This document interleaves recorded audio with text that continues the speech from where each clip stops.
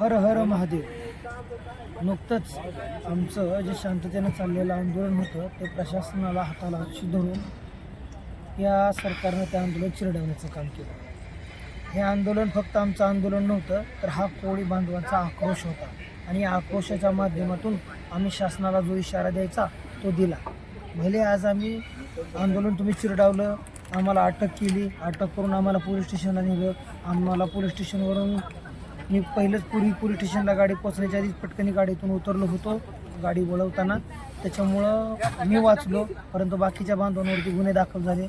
त्याच्यानंतर मी इथं वापस आलो, पटकनी पॅन्डलमध्ये पाहिलं तर आपला पॅन्डल काढून टाकला गेला आणि हा पॅन्डल काढून टाकल्यामुळं आता आपण मैदान सोडल्यासारखं झालं आणि पलीकडे गुन्हे दाखल झाले. बरेच बांधव होते जे बांधव म्हणत होते की आपण पुन्हा आणखीन एक बार अनशन करू, पुन्हा आणखीन बसू. तर त्यांच्या माहितीसाठी सांगतो की या आंदोलनासाठी परवानगी ही माझ्याच नावावरती घेण्यात आली होती आणि त्यावेळेस पोलीस प्रशासनानं माझ्याकडून लेखी स्वरूपात घेतलं होतं की जोपर्यंत अधिवेशन कालांश आहे तोपर्यंत तुमच्यासाठी ते ग्राउंड आहे आणि ते ग्राउंड हे महानगरपालिकाचं क्रीडा विभागाचं यशवंत क्रिकेट स्टेडियम जे पूर्वीचं आंतरराष्ट्रीय स्टेडियम होतं, आता ते सर्वसामान्यांसाठी ओपन करण्यात आलं असं ते ग्राउंड आहे. आणि या कालांशात अधिवेशन कालांशात या ग्राउंडला कलेक्टरच्या अंडरमध्ये स्वाधीन केलं जातं. आता आज कलेक्टरच्या हातून हे ग्राउंड रिलीज झालं. आता ते पुन्हा महानगरपालिकेच्या अंडरमध्ये गेलं. आता याच्यानंतर जो बी काही अर्ज व्यवहार करायचा आहे तो महानगरपालिकेशी करावा लागेल आणि तो पुन्हा नव्यानं करावा लागेल. आणि हे ग्राउंड खेळासाठी आरक्षित केलं असल्यामुळे इथं ते मिळत नाही. त्यांनी आम्हाला आणखीन एक दिला की तुम्ही RBI बँकच्या समोरील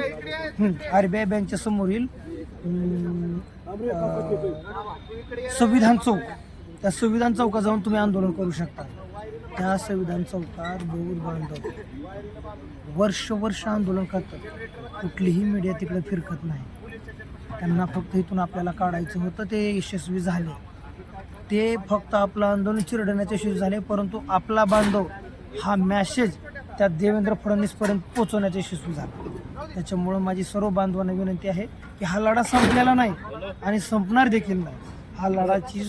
या लढ्याची आताशी कुठं सुरुवात झाली आहे आणि हा लढा आणखीन तीव्र होईल. माननीय बाळासाहेबांचे विचार आणि माननीय दत्ताभाऊ सुरोशे साहेब यांचा संघर्ष हा आपल्याला या लढ्यामध्ये आणखीन बळ देणार आहे आणि आणखीन आपल्याला शक्ती देणार आहे.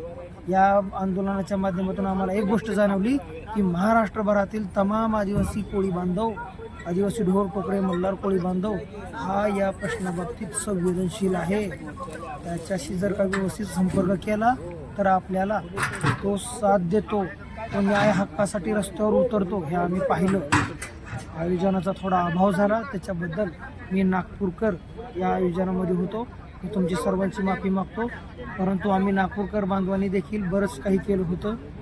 आमच्या माध्यमातून पॅन्डल असोत, येणाऱ्या महिलाची सुविधा असोत, यासारख्या गोष्टी आम्ही पाहिल्या. जेवढ्या पाहता येत होत्या तेवढ्या पाहिल्या. जास्त काही आम्हाला पाहता आलं नाही, कारण की संख्या खूप मोठी होती. असं एकंदरीत आजचं आंदोलन झालं आहे आणि या आंदोलनाच्या माध्यमातून आज आपण फक्त आंदोलन चिरडलं वगैरे असं काही नाही. आज बऱ्याच बांधवांवरती गुन्हे दाखल झाले आहेत. आम्ही पोलीस बांधवांचा ह्या बाबतीत सल्ला घेणार आहोत, वकील बांधवांचा सल्ला घेणार आहोत जे आपल्या जमातीतले आहेत आणि पुढे या बांधवांवरचे गुन्हे कसे काढता येतील या संदर्भात निर्णय घेणार आहोत. माननीय बाळासाहेबांनी मला आता सांगितलं की श्याम तुम्हाला माहिती नव्हतं, आमच्याकडून सगळ्याची नावं लिहून घेतलेत, आधार नंबर देखील लिहून घेतलेत आणि आम्हाला रीतसर ते नोटीस पाठवणार आहे. त्यावेळेस मी तिथं हजर नसल्या कारणाने मी देखील ग्रुपवरती मेसेज टाकला की गुन्हे कोणावरती दाखल झालेले नाहीत. परंतु देव करो आणि हे सर्वांचे गुन्हे माघारी येऊ. माननीय बाळासाहेब हे शासकीय नोकरदार असताना देखील त्यांनी हा एवढा मोठा त्याग दिला. गुन्हे दाखल करताना सर्वात पुढे जाऊन बाळासाहेबांनी सगळ्यात पहिला गुन्हा हा स्वतःवरती दाखल करून घेतला. बाळासाहेब बळवंतरावाचा हा त्याग समाज विसरणार नाही. माननीय दत्ताभाऊ सुरोशे साहेब यांची प्रकृती खूप ढासळली होती. अनेक बांधव म्हणत होते की न्याय 2 दिवस लेट मिळाला तर चालेल, परंतु भाऊ तुमची तब्येत सांभाळा. इतका असा गंभीर विषय असताना देखील हे आंदोलन या स्वरूपात पार पडलं. त्या ज्या आंदोलनस्थळी येणारे जे बांधव होते त्या सर्वांचे मी आभार मानतो. आपण सर्वांनी मिळून या आंदोलनाची शोभा वाढवली.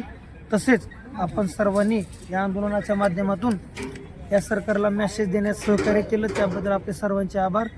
मी नागपूरकर श्याम कोळी आपल्या सर्वांची पुन्हा एकदा काही चुकलं असल्यास माफी मागतो आणि माझे 2 शब्द संपवतो. हर हर महादेव.